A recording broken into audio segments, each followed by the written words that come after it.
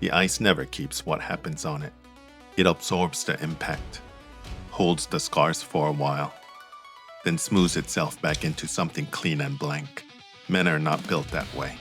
When the last stone stops moving and the last body walks off, the ice doesn't carry what was left behind. It simply waits for the next weight to press into it. This is Clean Takeout. Chapter 3. The Takeout That Holds. The side door groans shut behind Jonah, the sound dragging down the corridor before dissolving into the hollow quiet of the rink. Nate remains at the matting, jacket still zipped, the strap of his gear bag tight across his shoulder. He had come back only for the broom he left behind. Yet his body refuses to follow the logic of the plan. His lips still feel hot, swollen from the collision of mouses, from the way Jonah surged into him. And he surged back harder, deeper. It startles him how quickly his body responded, how little resistance there had been once the line broke. The quiet presses in around him, and suddenly the sound of his heartbeat feels too loud in the open space. Shock comes first, then confusion follows close behind. He can't stop replaying it, the half second where he froze instead of pushing Jonah away. The way his hand slid to the back of Jonah's neck, the taste of sweat and anger, and something darker that still lingers on his tongue. Nate exhales slowly, forcing control back into his lungs as he looks down the empty sheet, the hack set unused, the hog line clean, the pebble still scuffed, where Jonah's boots burned the ice. For a moment, memory breaks through without warning, bright lights flooding his vision, stands packed tight with bodies, his name's rolling down from the rafters after a perfect takeout, the roar swelling until it drowned out everything else. A younger version of himself stands there in the center of it all, shoulders squared, certainty in every movement, the world watching and believing he belonged. The image fades as quickly as it appears. The stands are empty now. He stares at the spot where Jonah had been moments ago, where the collision happened. His hand tightens around the strap of his bag. He walks toward the door, leaving the light blazing behind him. The next day, the rink is quiet again.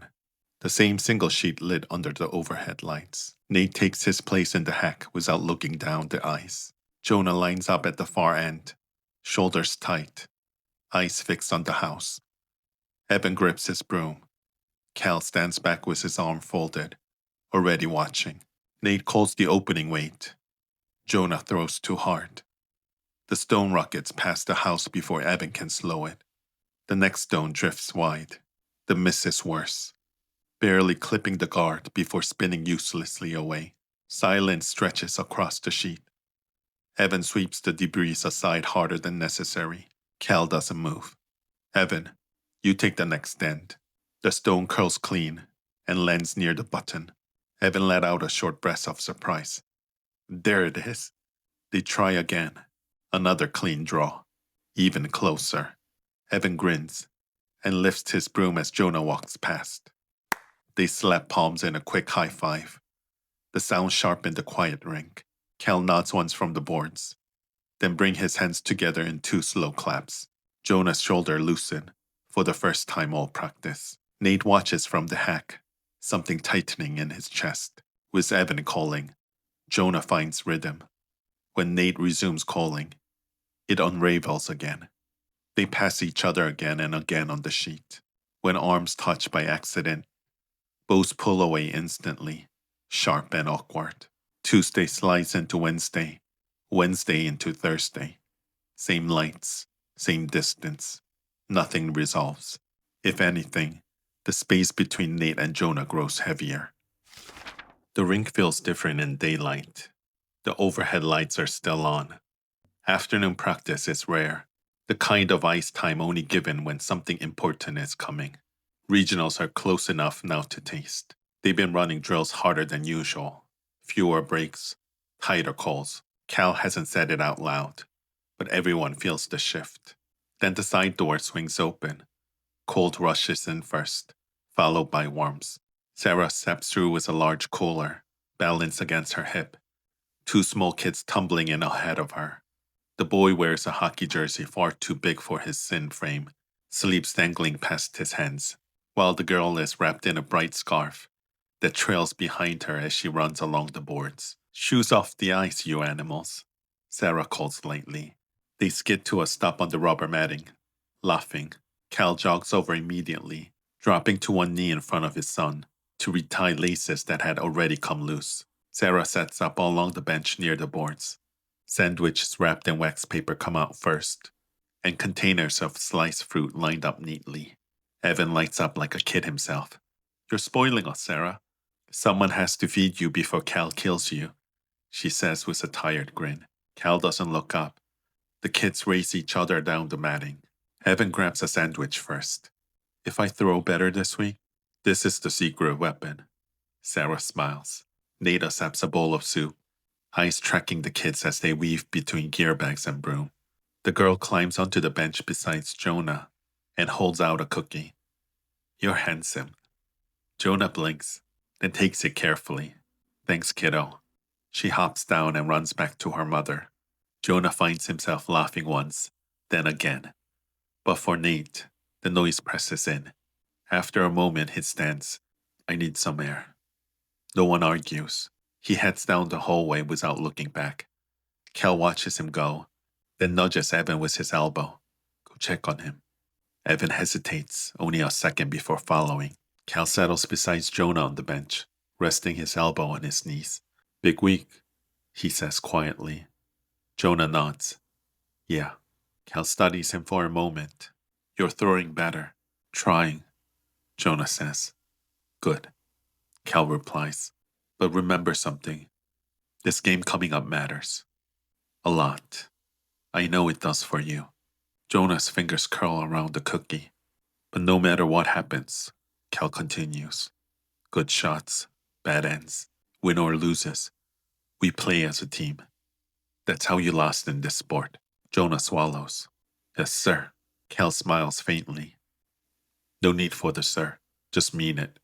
Jonah nods again, quieter this time. "I do." Across the rink, the kids laugh again. For a moment, everything feels almost normal, and that somehow makes the pressure heavier.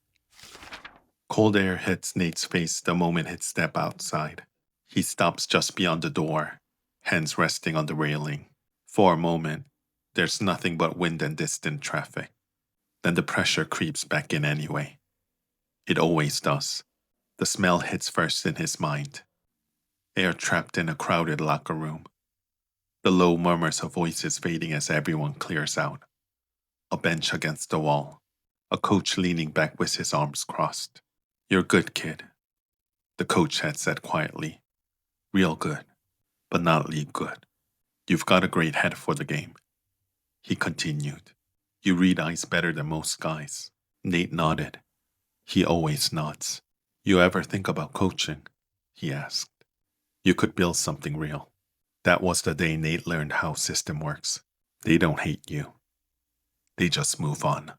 The memory loosens his grip, leaving behind a familiar ache in his chest. His breath comes slower now, deeper. He stares out at the pale sky, jaw tight. This is what big moments do to him.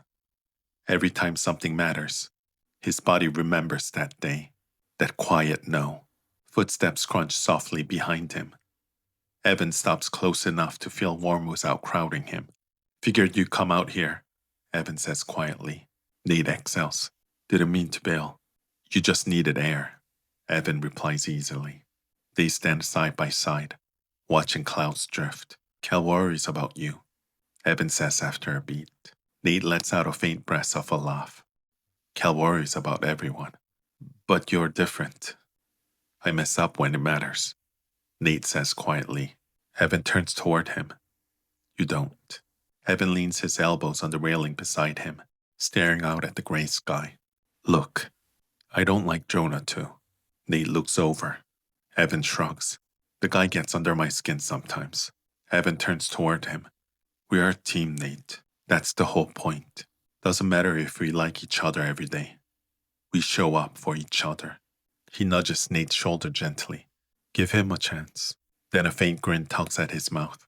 And next week when the games start, we show them we are one. Nate exhales slowly. Something in his chest loosens. The week barely has time to settle before they're loading gear into the old club van. Bags stacked high in the back, brooms wedged between seats, jackets tossed wherever they fit. Evan takes the driver's seat. The rest of them climb in wherever there's space. At first, Nate and Jonah sit apart. The van pulls onto the highway, tires humming against wet pavement. After an hour, Evan calls back. Switch drivers at the next stop. They shuffle seats when they pull off. Nate ends up sliding into the open spot beside Jonah. The moment he sits, the space feels wrong. Jonah's leg stretches out slightly, knee angled toward Nate's. The van rolls back onto the road. A few minutes pass. Then the tires hit a rough patch of pavement. The van jolts. Jonah's knees shift with the motion and brushes straight into Nate's. Both of them freeze. Their legs stay exactly where the bump left them. Nate stares straight ahead, jaw tight. Jonah turns his face toward the window, watching snow-dusted trees blur past. Every small movement of the van sends the faintest pressure between their knees. When the road smooths out, nothing changes. The touch remains. They stop for dinner just off the highway. Conversation tries to pick up where their van left off. Evan talks about tomorrow's ice. Cal corrects him once. Jonah laughs at the right moment. Nate nods when spoken to. But everything feels slightly off. They eat. No one brings up the bump in the road. No one mentions the silence after. It hangs between Nate and Jonah, like heat trapped under the table. When they finally stand to leave, the night has settled fully outside. Cold sharp again after the warmth of the dinner. The inn sits a few minutes down the road. Keys slide across the counter. Cal gathers them, glancing at the number. "I'll take a room with you," he says to Nate. Before Nate can answer, Evan clears his throat. "Actually, I want to go over some stuff with you, Cal." Cal nods. "All right." That leaves one key. Nate and Jonah. The room is dim. One lamp glows beside the bed. Two mattresses sit a few feet apart, covers neatly tucked. Nate sits on the edge of his bed, hand resting on his knees, shoulders tight. Jonah moves quietly across the room, pulling his jacket off, folding it over the chair. No one speaks. The silence presses heavier than any arguments ever could. Jonah grabs his overnight bag and heads into the bathroom. The door clicks shut. A moment later, the shower starts, water pounding steady against tile. Heat creeps into the room despite the cold outside. The pipes ticking softly as they warm. Nate stares at the ceiling. The coach voice slips back into Nate's head without asking. Not good enough. Not chosen. Replaceable. The water shuts off. Nate shakes his head out of the memory. The bathroom door opens. Jonah steps out with a towel slung low around his hips, hair damp. He pauses when he realizes Nate is still sitting there. He grabs his boxers and a shirt and slips back into the bathroom. The door clicks shut again. Nate exhales slowly, pulse loud in his ears. He reaches for his phone just to ground himself. A message lights the screen. From his old coach. "How's the new kid doing? Keep him disciplined. If he makes it back toward the big league ice, people will notice. That kind of attention opens door for you too. Don't screw this up." The words settle heavy in Nate's chest. Even now, still being measured, still being steered. The bathroom door opens again. "Water's hot if you want it." Nate nods once. "Yeah." Jonah climbs into bed and turns toward the wall. The lamp clicks off. Dark fills the room. Nate stands slowly, then walks into the bathroom, closing the door gently behind him. Nate lies on his bed facing the wall. The room is dark and quiet, broken only by the faint hum of the heater, and Jonah's steady breathing across the space. The mattress dips under Nate's weight. He closes his eyes, tries to sleep, but his mind doesn't slow. Instead it drifts, back to the rink. The white of the ice stretches wide and endless beneath his feet. The stands rise full and loud, sound pressing in from every direction. His team stone slides out of the hack. Nate calls the takeout, but it misses. They reset. Another stone, another miss. Stones scattering everywhere. Nate's chest tightens. His hands sweat. The ice feels wrong beneath him. The coach's voice cut through the noise. Focus. He tries. Calls another shot. It misses worse than before. Nate's vision blurs. Fuck all of it. The words rip out of him, and Nate jerks awake with a raw, broken shout that tears through the dark room. Jonah is up instantly, eyes adjusting to the faint streetlight slipping through the blinds. He crosses the room without thinking, bare feet cold on the carpet. Hey, you okay? No answer. Nate's chest rises fast and uneven. Then suddenly his hand shoots out. He grabs Jonah's wrist and pulls him down. Jonah stumbles forward, landing half on the mattress, half against Nate's chest. Before he can react, Nate's arm wraps around him tight, almost desperate. Face buried into Jonah's neck like he's holding onto something real. Jonah freezes for a second, then slowly, carefully, he brings his arms up. One hand settles at the back of Nate's neck, the other spread across his back. It's okay, Jonah murmurs. It's okay. Nate's grip stays tight. The room remains still around them. Outside, a car passes, streetlights sliding briefly across the wall before fading again. Eventually, Nate's chest rises deeper, steadier. His hold loosens. Jonah stays where he is. Then gently, like he's afraid of breaking something fragile, Jonah begins to pull back. Just enough to look at Nate's face. You with me? He whispers. Nate nods faintly. Slowly, Nate lifts one hand. His fingers settle along Jonah's jaw, holding his face like he's making sure he's real. Their eyes lock. Jonah brings his own hand up, resting it against Nate's cheek in quiet answer. A small nod passes between them. Understanding. Everything they've been circling finally settling into place. The room stays silent around them. Morning comes thin and gray through the blinds. They get dressed without words, moving around each other carefully, brushing past once in the narrow space. Morning ice is sharper. The crowd is small, bundled in coats, but loud enough to matter. Nate takes his place in the hack, jaw tight. Across the sheet, Jonah meets his eyes. The first end goes rough. Jonah overthrows the opening draw, sliding too deep. Next shot, Evan mistimes the sweep. A guard clips the stone. Nate's next call comes late. The house feels wrong. Nate looks to Jonah. Jonah nods once. The next release is smoother. The call comes earlier. The sweep hits clean. The stone lands close. Another look. Another nod. The rhythm returns in pieces. Weight settles. Timing locks in. Draws fall where Nate calls. By the final end, they're in control. Jonah sends the last stone down the sheet. It curls perfectly into place. Evan crashes into them first, laughing, shouting. Cal claps shoulder hard. Now that's curling. Nate's arm brushes Jonah's back in the chaos. Just for a second, their eyes meet again. Everything they didn't say last night lives in that look. They found it. They win again, and then again. 3 straight games, each one cleaner than the last. They pile into a small local diner just off the road. Steam rises from mugs. Plates clatter.